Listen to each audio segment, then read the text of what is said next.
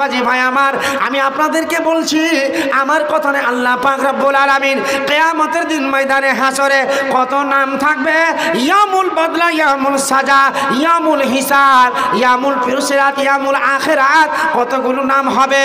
সেই দিন হিসাবের দিন আল্লাহ পাক রব্বুল আলামিন বলবেন ইকতারাবা লিন-নাসি হিসাবুহুম ওয়া হুম ফি গাফলাতিন মুরজার।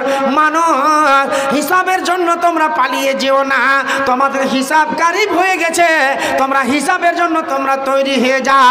এমন একটা দিন হবে, আল্লাহ নিজেই বলেছেন ইয়াউমা তারাউনাহা তাজআলু কুল্লু মুরজাতিন আম্মা আরজাত ওয়া তাজাউ কুল্লু জাতিন হামলিন হামলাহা ওয়া তারান নাসা সুকারা। এমন একটা দিন ময়দানে হাসরে, যেই দিন মা বোনদের পেটে সন্তান থাকবে, তাদের সন্তান জমিনে পড়ে যাবে, সেই দিন তাদের পড়ে যাবে, ময়দানে হাসরে পড়ে যাবে, তারপরেও তারা বুঝতে পারবে না। তারা এমন হয়ে যাবে, দেখে লাগবে তারা শরাব পান করে আছে, মদ পান করে আছে।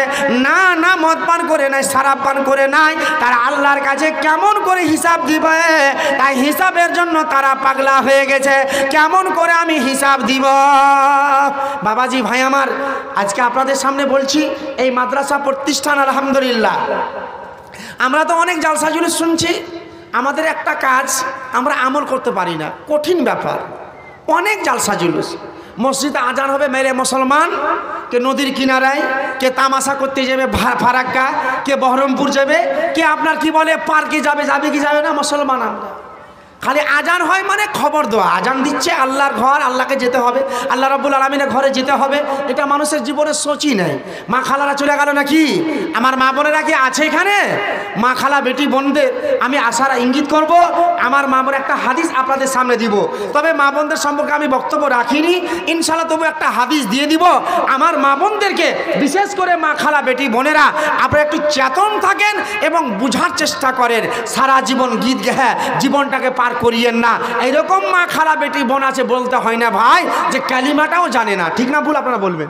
মেলাই মা বোন আছে এবং পুরুষেরাও আছে। যদি জিজ্ঞাসা করি যে দিন রাত মিলিয়ে, রাত এবং দিন মিলিয়ে কয় রাকাত ফরজ নামাজ, তো শর্ট করে কইতে পারবে না। যারা জীবনে যায়নি মসজিদ, ওরা কইতে পারবে? ও জানে না, দাবি করছে মুসলমান। যেই দিন মারা যাবে দোয়া পড়েন বিসমিল্লাহি ওয়া আলা মিল্লাতি রাসূলিল্লাহি সাল্লাল্লাহু আলাইহি ওয়াসাল্লাম পড়ো। আমরা পড়ি কি পড়ি না? কবরে লাশ রাখি তো, কবরে যখন সুতাই না গো, সবাই মিলে সুতাই, মানে 4-8-10 জন ধরে সুতাই, তখন দোয়া পাঠ করি আমরা। বলছি এই লোকটা মারা গেল আব্দুর রহমান, আল্লাহর নবীর জামাতের লোক, এক জীবনে নামাজ পড়েনি নাকি মৌলানা নেফার সাহেব বলেন? জীবনে নামাজ পড়েনি।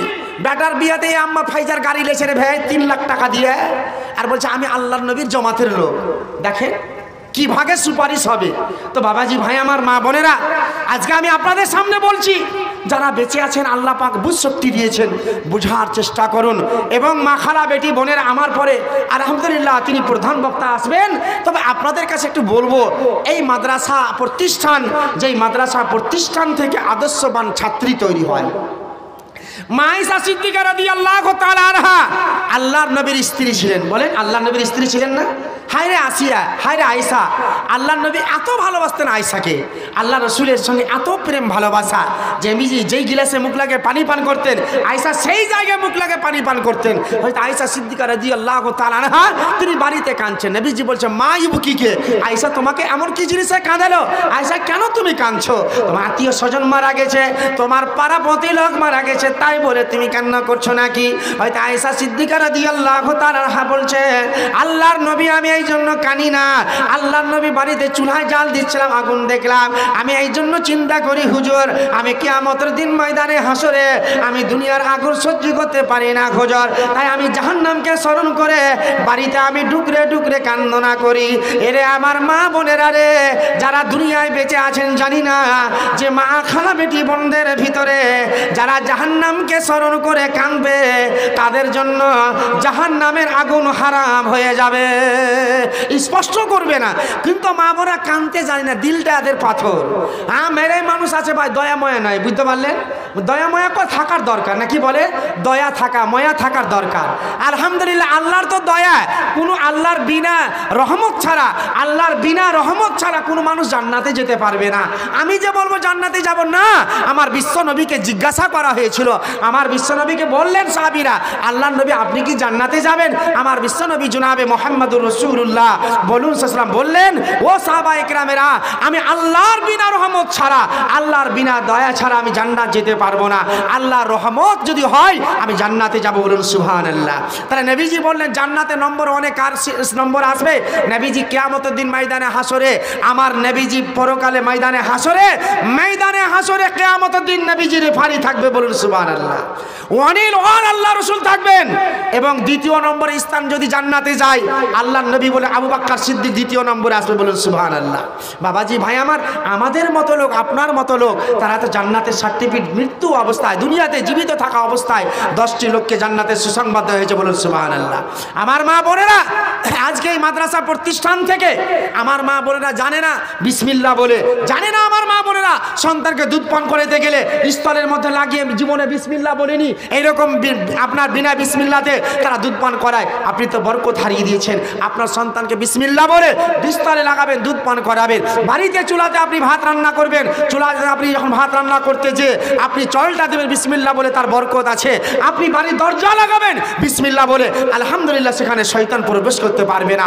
আমার মা খালা বেটি বোনেরা, আজকে আপনাদের উদারতা আমি বলবো এই মাদ্রাসার জন্য, এই উম্মে সালমা সেই বানাতের জন্য আজকে আপনাদের কাছে বিভিন্ন জায়গায়, গতকালকে জালসা ইনশাআল্লাহ আল্লাহ বাঁচিয়ে রাখলে চলে যাব কিষানগঞ্জ, সেখানে আমি দেখেছি অনেক আমার মা বোনেরা সেই কিষানগঞ্জের মাটিতে সিমিপুরে আমি 2টার সময় জালসা করছিলাম, না হলে 25 খানা সোনা দিয়েছে, বলুন সুবহানাল্লাহ।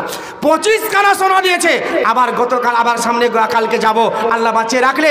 তবে আমি বলবো আজকে মালঞ্চার মা বোনেরা, আপনাদের কাছ থেকে সোনা দানা, আপনাদের কাছ থেকে টাকা, আজকে আপনাদের কাছ থেকে যেগুলো রূপা আছে, আপনারা কি আল্লাহ রাস্তায় দিতে পারবেন না? পরকালের জন্য কিছু করে যাব, পরকালের জন্য কিছু স্বভাব আমরা দুনিয়ায় করে যাব, ইনশাল্লাহ আমরা মরার পরে আল্লাহ পাক আমাদেরকে জান্নাত দিবেন। তাই বলছিলাম, এই এমন একটা ফ্যাক্টরি যে আল্লাহ পাক রব্বুল আলামিন, যেই ফ্যাক্টরিতে আলহামদুলিল্লাহ যেখানে কোরআন তেলাওয়াত করা হয়, যেখানে কোরআন পড়া হয়, নবীর হাদিসের কথা বলা হয়, তাহলে আল্লাহ এবং আল্লাহ রসুলের কথা বিশ্বনবী জনাবে মুহাম্মাদুর রাসূলুল্লাহ বলুন সাল্লাল্লাহু আলাইহি সাল্লাম, নবী আমার বললেন, ওরে সাহাবীরা রে, সাহাবায়ে কেরামেরা তোমরা কান খুলে শুনে নাও।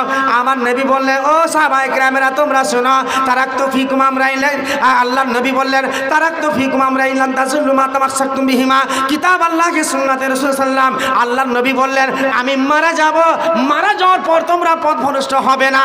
আল্লাহর নবী বললেন, সাহাবীরা তোমরা যদি এই 2টা কাজ যদি করে যেতে পারো, আমার আল্লাহর কোরআন যদি ধরো আর নবীর হাদিস ধরলে, তোমরা জীবনে পথভ্রষ্ট হবে না।